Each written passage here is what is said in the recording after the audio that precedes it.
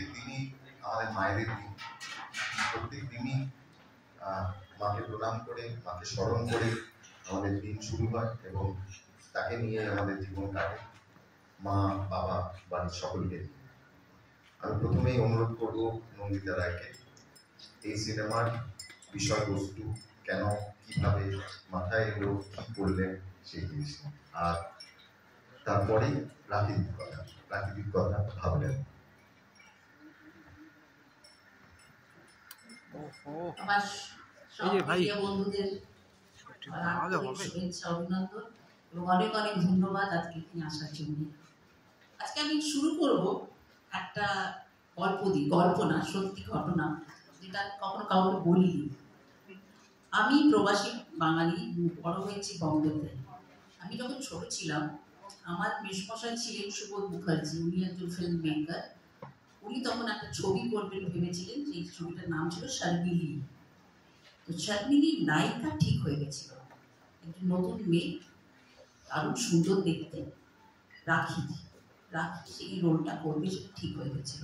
Hero তখনও ঠিক হয়নি, তখনও একটু দোমনা ছিল আর কি। জিতেন্দ্রকে নেবে, তার শশী কাপুরকে নেবে, অপোজিট রাখি। তো যতগুলো মেয়ে ছিল ওখানে, আমরা সবাই মিলে, আমার বোন ছিল, আমরা সবাই মিলে, মাসিমা ছিলেন, সবাই মিলে, আমরা সবাই মিলে এক কথায় বলেছিলাম না না না, শশী কাপুরকে চাই। তো এনিওয়ে ফাইনালি ওই রোলটা শশী কাপুর করছে। ছবিটা হলো, ছবিটা ব্লকবাস্টার হলো একটা, মানে সেই গানগুলো এতটাই মেমোরেবল গান, সব শর্মিলির গানগুলো মানে সকলের মুখে মুখে ছিল। এবং ছবিটা সিলভার জুবলি হলো।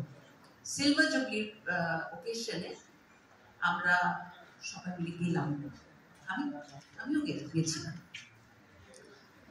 এবং সেই দিন আমি শুটিং কখনো দেখিনি, ওনার শুটিং কখনো যাইনি, কিন্তু সেই দিন আমি দেখলাম একটা অপূর্ব সুন্দরী মহিলা সাদা শাড়ি পরে, মানে উনি সান হোটেলে হয়েছিল এবং উনি তখন হেঁটে ঢুকছেন।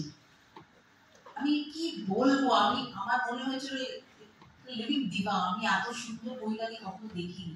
আমি মুগ্ধ হয়ে তাকিয়েছিলাম। আমার মনে হয় সারা সন্ধ্যেটা আমি ওনাকে কিন্তু তাকিয়ে বসেছিলাম এক কোণে। ডেস্টিনি, যে আমি কোনোদিনও ভাবিনি যে সেই মহিলাকে আজকে কাছে পাবো, তাকে ছুঁতে পারবো। সেই মহিলা ছিল রাখি। মানে ভগবান যে কি চান, আমি মানে অবাক হয়ে যাই। আজকে কিন্তু আমি ওনাকে লেজেন্ডও বলবো না, আমি কিছু বলবো না, উনি আমার পরিবার।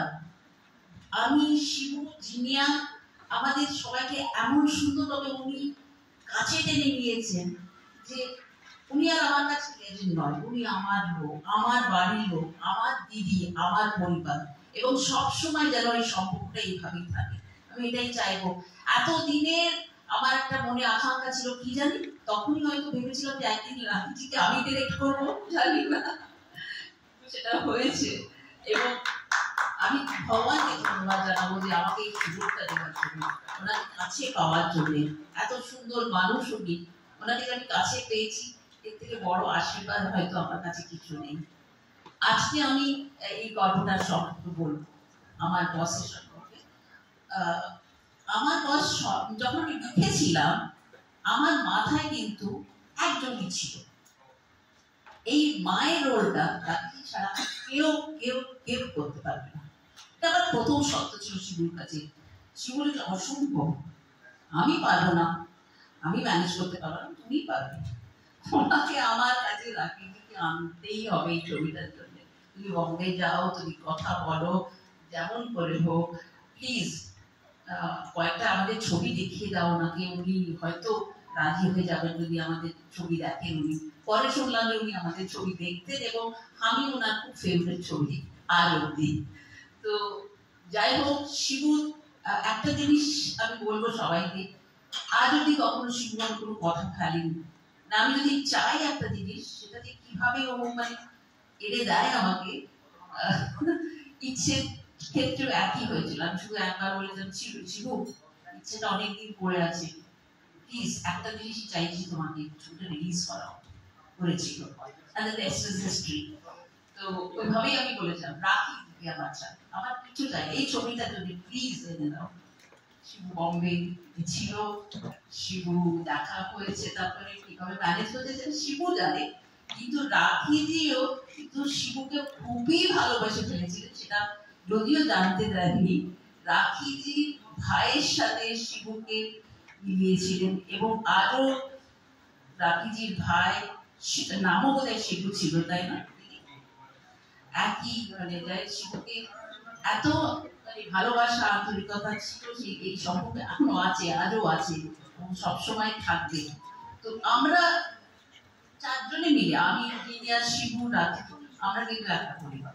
আজকে আমি ওনাকে আমার দিদি, আমার ভালোবাসার মানুষকে সকলের সামনে প্রেজেন্ট করতে চাই।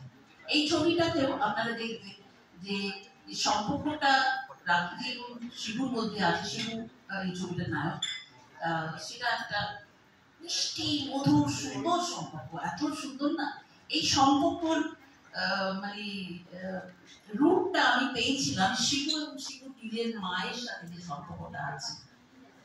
সত্যি বলতে আমি আমার মায়ের সাথে এই সম্পর্কটা কাটাতে পারিনি, কারণ মা এবং বাবা আমি খুব অল্প বয়সে চলে গেছে। তো সেই সময়টা যেটা মনে থাকে, ছোটবেলার সম্পর্কটা শুধু শাসনই মনে থাকে, বেশি কিছু মনে থাকে না, স্নেহটা পরে আসে আর কি। তো শাসনটাই মনে আছে। মার সাথে এই মধুর সম্পর্কটা, এই খুনসুটিপনা, এই মান অভিমান, এই ভালোবাসা, এই মজা, এইগুলো আমি ভুলে গেছিলাম। কিন্তু শিবু এবং শিবুর মায়ের সম্পর্কটা যখন দেখেছিলাম, বা সেটা আমি চেয়েছিলাম যে এই সম্পর্কটা যদি আমি সিনেমায় যদি আমি তুলে আনতে পারি, সেটাই চেষ্টা করেছি। আর এত সুন্দর মা আমি কোথাও পাইনি। একই মা, একই ছেলেকে আমি আমার নিজের চোখের সামনে দেখতে পেয়েছি, এতটাই খুশি হয়েছি, আমি আমার নিজের ছবি দেখে মুগ্ধ হয়ে যাচ্ছি, মানে বুঝতেই পারছেন। ছবিটা আমি গ্যারান্টি দিচ্ছি প্রত্যেকটা মানুষের ভালো লাগবে।